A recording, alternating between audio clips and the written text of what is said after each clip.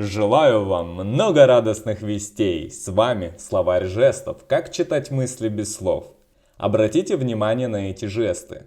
Если вы пользуетесь кистью правой руки как счетами, а указательным пальцем левой руки как инструментом для проведения подсчетов, ваша речь зиждется на потребности утвердиться или выступить в роли авторитета. Человек держит чашку или стакан в правой руке.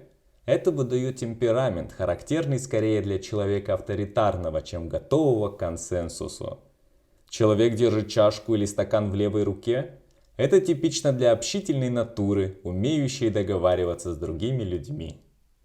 Учите по одному жесту в день, практикуйтесь на работе или учебе, и вместе с нами вы научитесь читать мысли без слов за несколько минут в день.